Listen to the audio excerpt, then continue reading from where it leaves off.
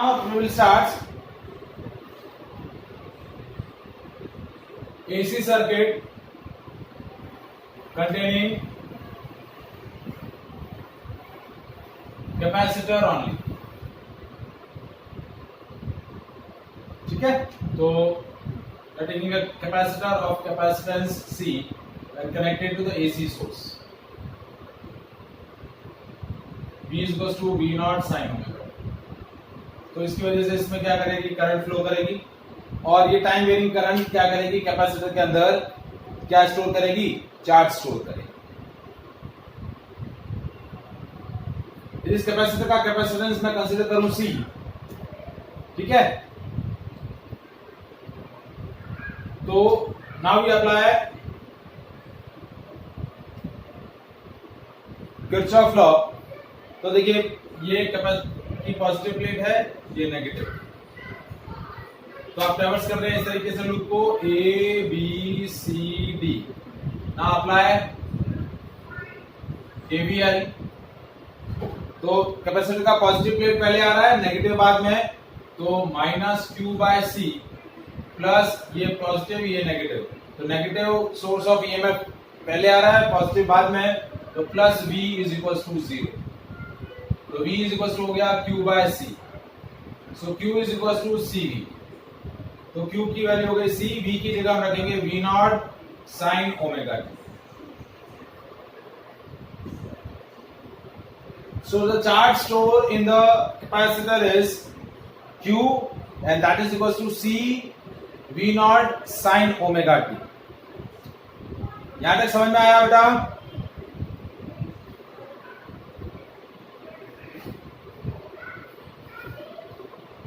यहां तक समझ में आया?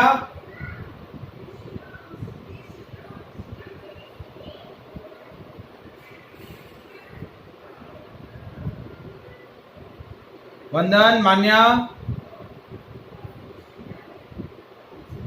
हाँ सर। चलिए। Now we are interested to find the mathematical equation of current. तो करंट क्या होता है, रेट ऑफ चेंज ऑफ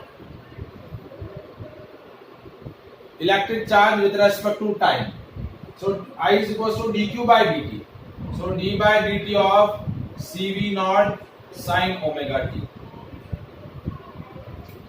तो देखिए करंट हो गया cv नॉट बाहर आ गया, d by dt of sin omega t। So sin theta का डिफरेंशिएशन होता है cos omega t into omega. sin theta का डिफरेंशिएशन होता है cos थीटा, लेकिन यहाँ sin ओमेगा t है तो t के साथ ओमेगा कांस्टेंट टर्म है तो प्रोडक्ट में आ जाएगी। तो I इज इक्वल टू क्या हो गया, c omega naught into cos omega t into omega. तो I की वैल्यू हो गई v not into omega c into cos omega t। अब देखिए इस ओमेगा c को मैं थोड़ा सा डिफरेंट वे से लिख रहा हूं। I is equal to v not upon 1 by omega c। देखिए जो ओमेगा c आपका डिनोमिनेटर के अंदर, न्यूमरेटर के अंदर है, उसको लिखा कैसे है, 1 बाय ओमेगा c। तो ये जो 1 बाय ओमेगा c होगा that is known as capacitive reactance, that is the resistance offer by capacitor. ये ओमेगा c जो प्रोडक्ट में था इसको किस तरीके से लिखा, v not upon 1 by omega c। तो ये जो 1 बाय ओमेगा c है ये क्या हो जाएगा आपका capacitive reactance into cos omega. तो करंट की इक्वेशन क्या बनी, I is equal to V not by XC। XC क्या है, 1 बाय ओमेगा C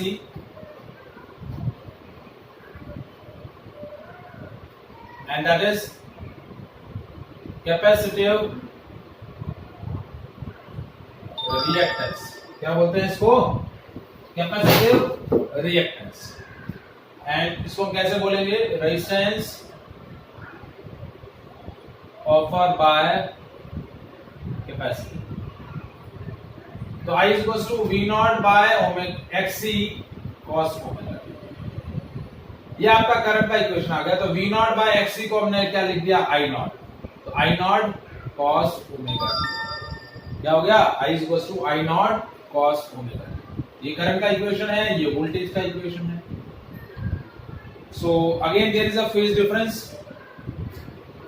तो अब cos ओमेगा टी को मुझे साइन के टर्म्स में लिखना है, तो कैसे लिखूंगा देखिए, sine omega T plus pi by two is equal to, या फिर ऐसे लिख सकते हैं pi by two plus omega T is equal to cos omega t.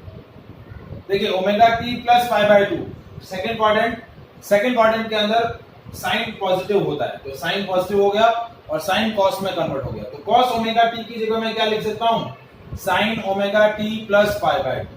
तो करंट का इक्वेशन हो गया I is equal to I not sine omega T plus pi by two. तो देखिए इस इक्वेशन से ये इक्वेशन 1 है और ये इक्वेशन 2 है। So as examine the equation 1 and equation 2, what we conclude, there is a phase difference in the current and voltage, and that phase difference is pi by 2. This time current lead through the voltage by pi by 2. Current क्या करेगी, lead करेगी। So when the AC circuit containing the capacitor, in this situation current in the circuit lead the voltage by pi by 2। तो क्या conclusion आया, current Leeds through voltage by pi by.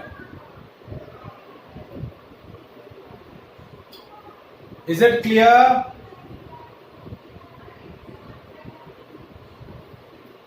Current जो है वो voltage से क्या करेगी, lead करेगी। अब इसको मैं यदि फेजर डायग्राम से रिप्रेजेंट करूं तो देखिए फेजर डायग्राम कैसे बनेगा। वोल्टेज की इक्वेशन है V equals to V not sine omega T, और करंट की इक्वेशन है I not cos omega T either, और it is I not sine omega T plus pi by. तो मैं दो ग्राफ प्लॉट कर रहा हूं। पहला मेरा इंस्टेंटेनियस या time varying voltage and current and omega t. तो देखिए वोल्टेज वाला कर्व जो है वो है मेरा कोसाइन साइन कर्व, ये साइन कर्व हो गया। ये मेरा किसको रिप्रेजेंट कर रहा है, वोल्टेज को। अब करंट का जो कर्व होगा वो कैसा होगा, कोसाइन कर्व है। कैसा कर्व है, कोसाइन।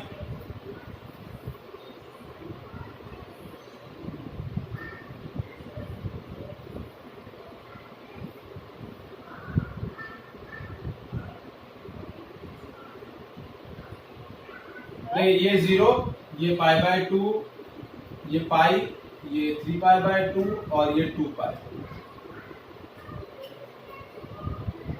तो कोसाइन कर्व कैसे बनेगा देखिए,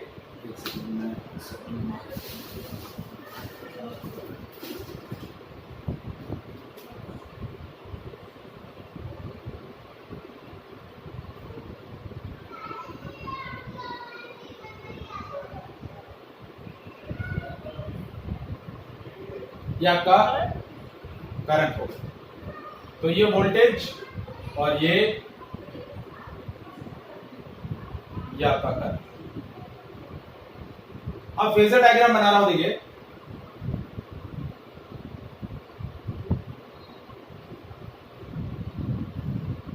ये वोल्टेज, ये वेक्टर का लेंथ आपको पीक वैल्यू बताएगा, और इसका ये वर्टिकल प्रोजेक्शन आपको क्या बताएगा, V। अब करंट क्या कर रही है, वोल्टेज से लीड कर रही है पाई बाय 2 से, तो ये करंट, ठीक है। ये लेंथ आपको बताएगा I नॉट, और इसका वर्टिकल प्रोजेक्शन आपको क्या देगा। तो करंट यहां आपकी क्या कर रही है, वोल्टेज से लीड कर रही है पाई बाय 2 से। तो ये आपका हो गया फेजर डायग्राम।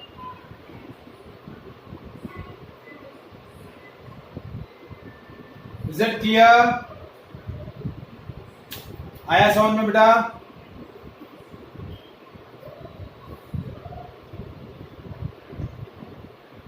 Any doubt? तो हमने 3 सर्किट डिस्कस किए।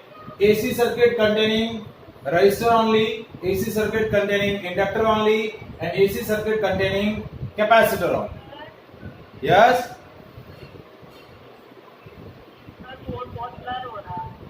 एक सेकेंड, होस्ट आप है बेटा?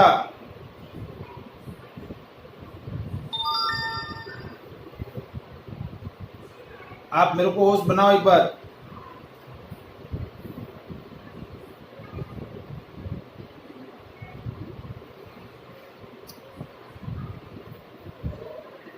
अब कुछ चेंज आया?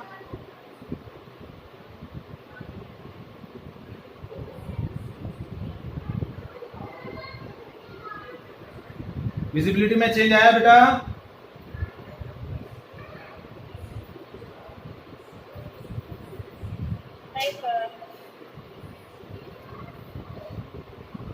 तीन एसी सर्किट डिस्कस किए। AC circuit containing R only, AC circuit containing L only and AC circuit containing C only. अब मैं इन तीनों का एक ब्रीफ डिस्क्रिप्शन आपको दे रहा हूं, क्योंकि अगले जो तीन सर्किट हमारे हैं combination of R L and C, वो इस पर प्योरली डिपेंड रहेंगे। तो AC circuit containing R only, L only and C,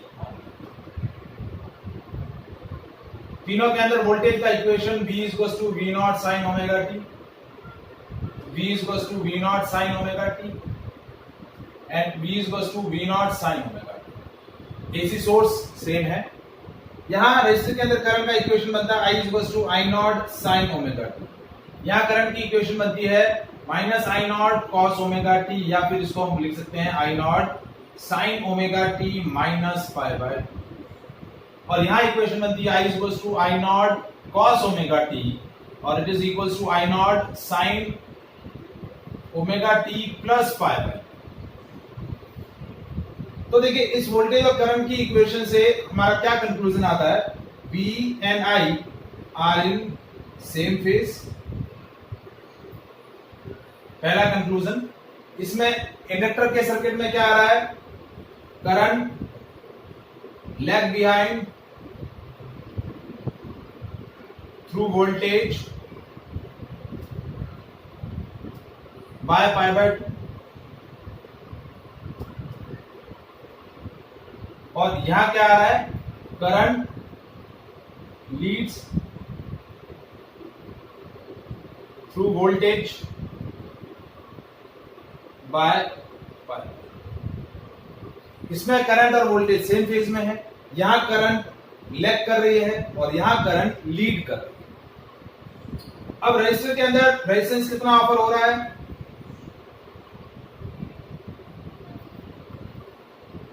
are. ये कितना रेजिस्टेंस ऑफर कर रहा है? XL। XL की वैल्यू है omega into L, resistance offer by the circuit. So if I am plotting a graph between XL and omega, so graph is like straight line. मतलब ये circuit जितना resistance offer कर रहा है वो frequency पे डिपेंड नहीं कर रहा है, इंडिपेंडेंट ऑफ फ्रीक्वेंसी। बट ये सर्किट जो रेजिस्टेंस ऑफर कर रहा है वो है ओमेगा एल और ये फ्रीक्वेंसी के डायरेक्टली प्रोपोर्शनल है। और यहां जो सर्किट रेजिस्टेंस ऑफर कर रहा है XC, that is 1 by omega C। तो XC और ओमेगा इनवर्सली प्रोपोर्शनल है। Graph is like.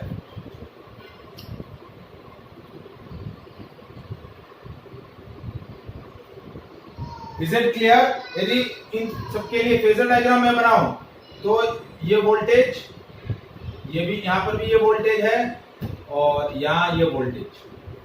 Black arrow आपको वोल्टेज बता रहा है और रेड जो एरो है वो करंट बताएगा। तो यहां वोल्टेज और करंट सेम फेज में है। ये करंट, यहां करंट जो है लैग कर रही है वोल्टेज से पाई बाय 2 से, तो ये पाई बाय 2 में करंट, और यहां लीड कर रही है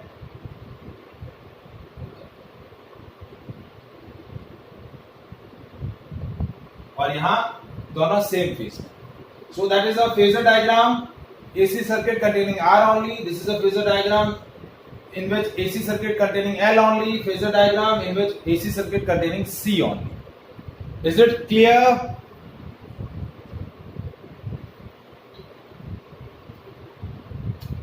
Yes sir.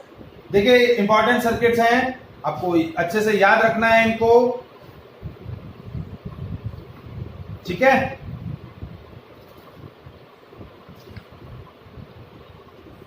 अब देखिए क्वेश्चन कैसे आता है इनके अंदर।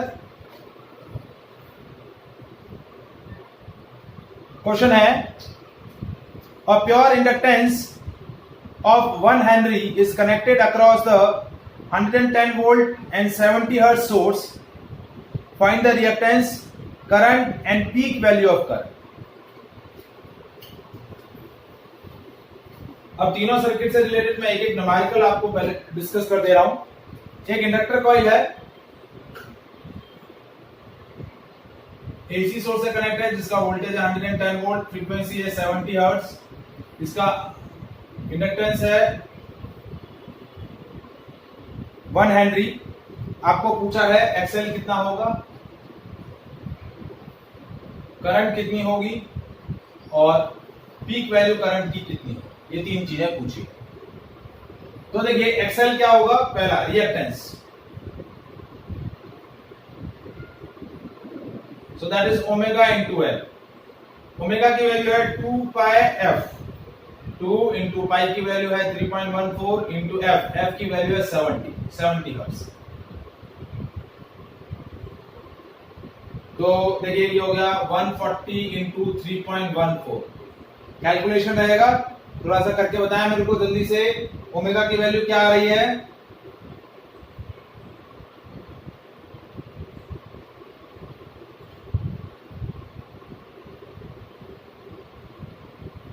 अराउंड 420 से 450 के आसपास आएगी। कितना आ रहा वैल्यू,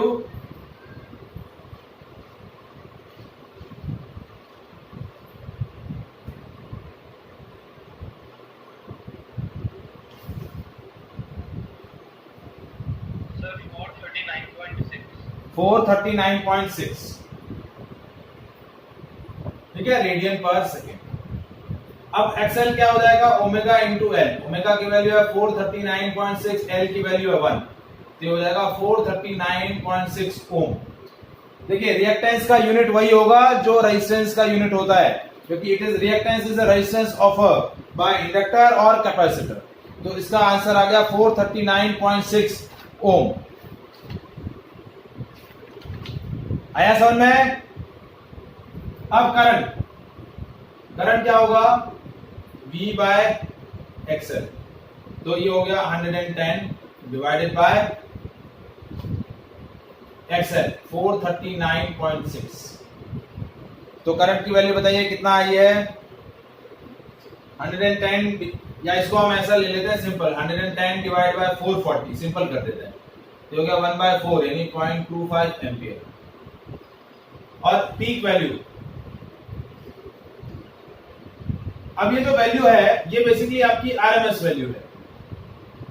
ये जो सोर्स ये वैल्यू होती है, ये आरएमएस वैल्यू होती है, हमेशा ध्यान रखिएगा। ये वैल्यू जो होती है वो आरएमएस वैल्यू होती है। तो आपको आरएमएस वैल्यू दिया हुआ है 0.5 एम्पियर आ गया, तो आई नॉट क्या हो जाएगा, I not is √2 into I RMS, जो हो गया 1.414 इंटू 0.25, ठीक है। तो ये आपका आंसर आ जाएगा 0.35 एम्पियर। ये जो आपकी करंट की और वैल्यू आती है, या ये जो एसी सोर्स का जो वोल्टेज दिया हुआ है, ये आरएमएस वोल्टेज होता है। कौन सा वोल्टेज होता है, RMS voltage. Is it clear, question समझ में आया बेटा।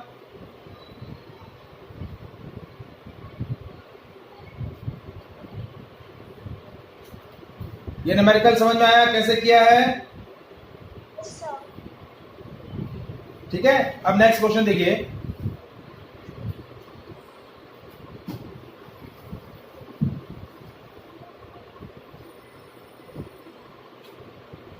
a 2 microfarad capacitor is connected to 220 volt and 50 hertz AC source. Calculate the reactance of the capacitor, the current flowing in the circuit and mention the phase difference between current and voltage. ठीक है। तो अब capacitor आपको दिया है 220 volt and 50 hertz, और इसका capacitance आपको दिया हुआ है 2 माइक्रोफैरड, ठीक है। अब आपको पूछा है XC की वैल्यू कितनी होगी, करंट की वैल्यू कितनी होगी। ठीक है, अब फेज डिफरेंस कितना होगा करंट और वोल्टेज के बीच में। तो फेज डिफरेंस का तो डायरेक्टली आंसर आप कर सकते हैं कि करंट आपकी जो है वो वोल्टेज से π/2 से लीड करेगी। थ्योरेटिकल आर्टिकल हमने थ्योरेटिकल आर्टिकल में पढ़ा था, तो फेज डिफरेंस π/2 रहेगा। ठीक है, अब XC की वैल्यू क्या हो जाएगी 1/ωc। ओमेगा कितना हुआ 2πf, 2 into 3.14 into 50, ये हो गया 314 रेडियन पर सेकेंड। तो XC की वैल्यू हो गई 1/ओमेगा इंटू C 2 माइक्रोफैराड, 2 into 10⁻⁻6, ये हो गया 1000 into 1000 डिवाइड बाय 314 या फिर डिवाइडेड बाय 628। तो सॉल्व करें और बताएं ये वैल्यू कितनी आ रही है।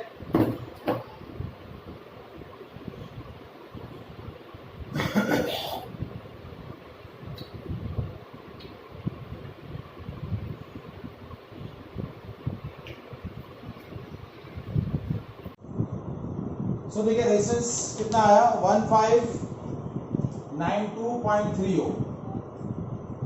अब करंट कितना आ जाएगा, करंट होगा वोल्टेज अपॉन रेजिस्टेंस। तो वोल्टेज है 220 डिवाइड बाय रेजिस्टेंस 1592.3। ठीक है, तो इन दोनों को डिवाइड करेंगे तो आपको क्या मिल जाएगी करंट की वैल्यू। तो करंट की वैल्यू आपकी आएगी 0.138 एम्पीयर।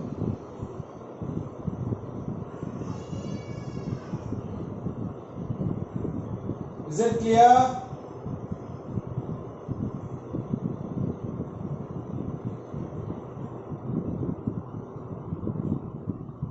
समझ में आया बेटा?